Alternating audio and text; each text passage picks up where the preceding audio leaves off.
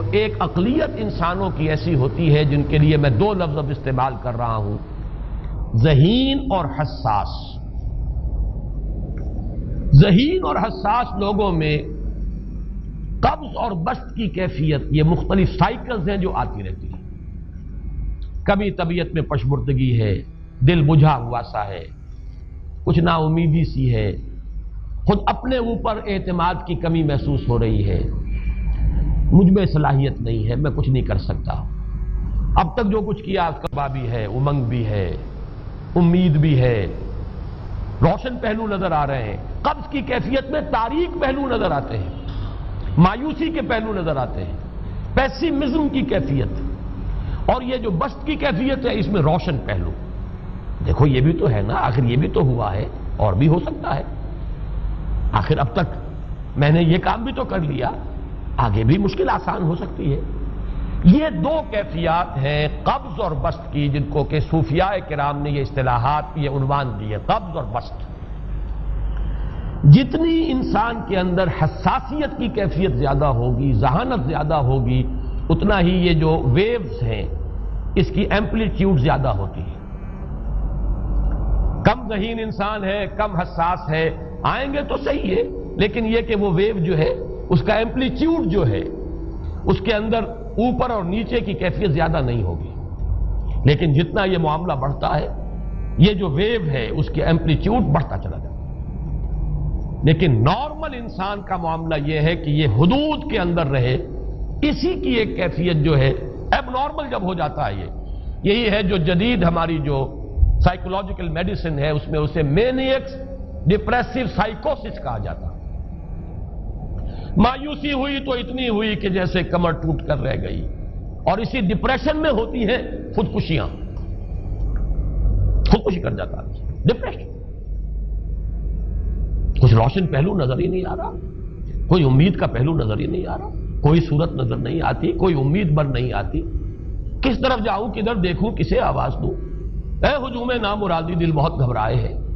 اور جب آدمی محسوس کرتا I can't face these realities، یہ commits suicide۔ یہ اور جب کیفیت ہوتی ہے انشراح کی تو آدمی خوب بھاگ رہا ہے، دوڑ رہا ہے، امنگ ہے، محنت ہے، دوڑ رہا ہے، امیدیں ہیں، اب ہر چیز کا روشن پہلو نظر آ رہا ہے۔ عجیب ہے یہ۔ اصل میں مجھے کچھ تجربہ بھی ہوا ہے، ہمارے خاندان میں بھی یہ مرض موجود رہا۔ میرے والد مرحوم کافی طویل عرصے اس مینیک ڈپریسو سائیکوسس کے مریض رہے۔ کچھ ہوتا ہے یہ معاملہ، ویسے بھی شاید ہمارا خاندان جو ہے اس کیٹیگری میں آتا ہے جس میں ذہانت نسبتاً کچھ زیادہ ہے، حساسیت بھی نسبتاً کچھ زیادہ ہے۔ یہ دوسری بات ہے کہ کوئی شخص جو ہے یہ فلسفے کے طور پر اختیار کر لے کہ اپنے آپ کو ڈھیٹ بنا لینا ہے، یہ فلسفہ بھی بن سکتا ہے، لیکن یہ ہے کہ اگر آدمی چھوڑ دے اپنی طبیعت کو تو یہ دونوں کیفیات آتی ہیں۔ انہی کیفیات میں اگر یہ جو اپورڈ اینڈ ڈاؤنورڈ موومنٹ ہے یہ ایک حد سے نکل جائے تو یہ بیماری ہے مینیک سائیکوسس، مینیک ڈپریسو سائیکوسس۔ اس میں جب آدمی ہوتا ہے وہ اپر کیفیت میں تو اس کے اندر بڑی عظیمت ہے، روشنی ہے، امید ہے، لوگوں سے گفتگو کر رہا ہے، ہنس بول رہا ہے، خوب جو ہے محفل کے اندر، اب وہ محفل میں اسے دلچسپی محسوس ہو رہی ہے اور اسے ہر چیز کا روشن پہلو نظر آ رہا ہے، خود اپنے وجود کا بھی روشن پہلو، دوسروں کے وجود کا بھی، دوسروں کی بات میں سے بھی وہ اچھا پہلو تلاش کریں گے، وہ برا پہلو تلاش نہیں کریں گے۔ جب دوسری کیفیت ہے ڈپریشن کی، ہر ایک کی بات میں کوئی برائی نظر آئے گی، کوئی اس کی نیت کا فطور ہے، کوئی فساد ہے، کوئی یہ جو ہے بدنیتی کے ساتھ یہ بات کر رہا ہے، کوئی خیر کہیں ہے ہی نہیں، برائی ہی برائی ہے، مایوسی ہی مایوسی ہے، بدلی ہی بدلی۔ یہ ہے در حقیقت وہ کیفیت، اس کو غالب نے بہترین انداز میں تعبیر کیا ہے۔ ذہین اور حساس انسانوں میں ان کی جو ترقی ہے وہ انہی مراحل سے ہو کر گزرتی ہے، اور ہر ڈپریشن کے بعد، ڈپریشن میں اس سینس میں استعمال نہیں کر رہا یعنی بیماری کی حد تک پہنچنے والی ڈپریشن نہیں، صرف قبض کی حد تک پہنچنے والا معاملہ۔ ہر قبض کے بعد جب بسط آتا ہے تو آگے ترقی ہوتی ہے، جس کو آپ کہتے ہیں بائی لیپس اینڈ باؤنڈس، آدمی جو ہے چھلانگ لگاتا ہے، گویا کہ ایک درجہ جو پہلے تھا اس سے آگے درجہ انسان کا جو ہے اس سے بلند تر پوزیشن پر انسان پہنچتا ہے. ہر قبض کے بعد جو نیا بست آتا ہے وہ ایک نئی کیفیت، نئی شان، نئی بلندی، نئی رفعت لے کر آتا ہے. اس کو غالب نے تعبیر کیا ہے بہت خوبصورت انداز ہے. رکتی ہے میری طبع تو ہوتی ہے رواں اور.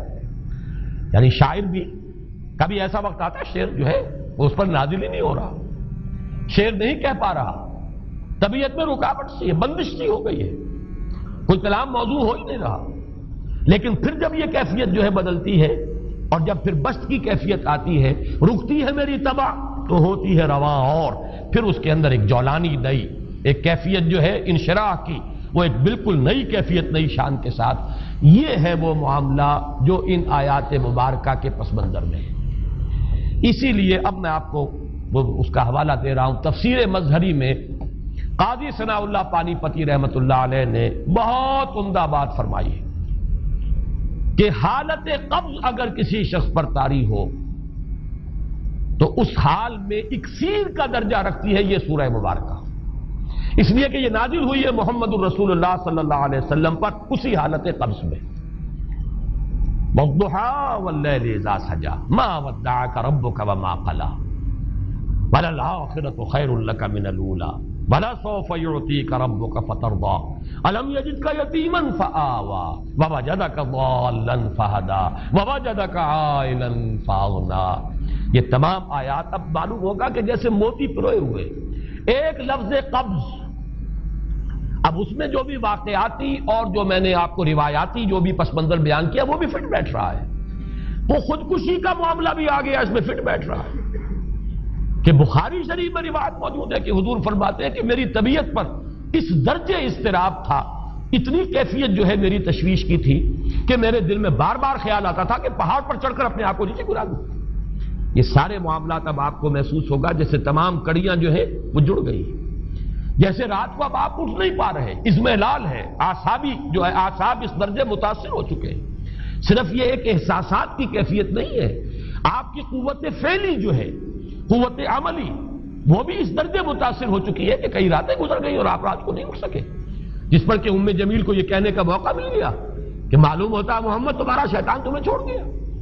اب یہ جملہ اپنی جگہ پر اس کی کاٹ ہے یقیناً، اس سے یضیق صدرک بما یقولون، لیکن وہ کیفیت جس کی وجہ سے یہ جملہ آیا ہے اس پر نگاہ دوڑائیے، اس پر نگاہ کو مرکوز کریں گے تو معلوم ہوگا ایک لفظ قبض، یہ قبض کی ایک کیفیت تھی.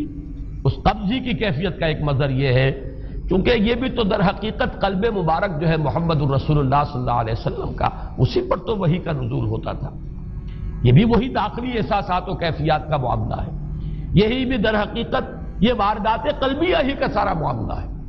اس کو آپ خارج سے تعبیر نہیں کر سکتے، نہ ابھی کوئی ایسے مصائب تھے، نہ ایسی کوئی مشکلات تھیں، نہ ابھی کوئی رد و قضا ایسی شروع ہوئی، نہ ابھی کوئی بحث و نزاع کا معاملہ ایسا ہوا، نہ کوئی ابھی کوئی فزیکل پرسیکیوشن شروع ہوئی. یہ سب داخلی ہی کیفیات ہیں، اور ان داخلی کیفیات کے حوالے سے ان سورہ مبارکہ کو اگر صحیح سمجھا ہے تو صوفیہ نے سمجھا. وہ جو اقبال کا شعر ہے کہ کچھ جو سمجھا میرے شکوے کو تو رضواں سمجھا، مجھ کو جنت سے نکالا ہوا انسان سمجھا. اور کون سمجھے گا؟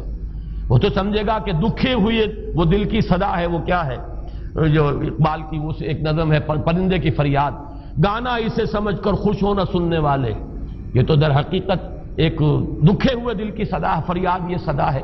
تو یہ کیفیت جو ہے رضوان سمجھ سکا ہے جو کہ داروغہ جنت ہے، اس نے سمجھا یہ وہی آدم جو نکالا گیا تھا یہاں سے، یہ اس کی فریاد ہے. کچھ جو سمجھا میرے شکوے کو تو رضواں سمجھا، مجھ کو جنت سے نکالا ہوا انسان سمجھا.